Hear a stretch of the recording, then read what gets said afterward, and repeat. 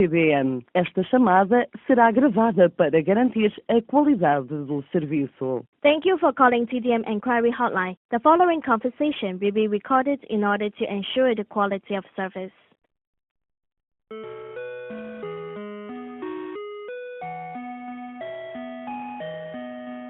你好，講事。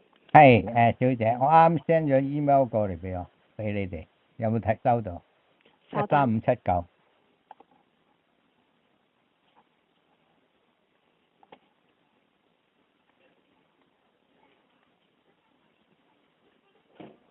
係你好，請問係13579電郵嗎？係啦，冇錯。係收到啦。係貴姓啊，小姐？我姓戴。係戴小姐你好，你記得要 send 上去，同埋嗰個問題咧，我係口語交代嘅，我係投訴羅仲文嘅，因為佢恃住咧上一任特首賀一誠撐佢腰，咁佢好唔尊重習主席。我第二次佢唔收，第三次咧，第一、第二佢唔收啦，叫人出嚟收，唔收習主席嘅14.5規劃第一冊重要書籍。咁咧第三次離譜啦，佢以為有賀一誠撐，跟住乜都唔收。咁我話個保安話：你抌落隨便抌落邊度都好啦，咁冇埞抌啊嘛。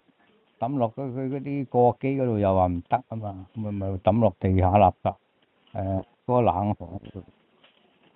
咁話你點啊？唔收啊？得噶啦，嗰個保安有晒錄音嘅，咁跟住咧我就走翻落去，7分鐘再上嚟睇下，唔見咗，咁我去咗邊啊？佢話唔知啊，咁我而家追究，要羅崇文唔該你交翻嗰本書出嚟。睇有冇證明你抌落垃圾桶，定有接收咗？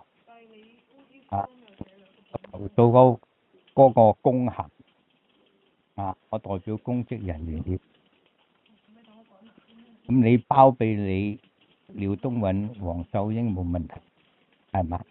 因為佢做羅崇文嘅白手套，喺垃圾廣場猛咁得罪啲觀眾，又話叫啲觀眾打下個腦先好講嘢啊！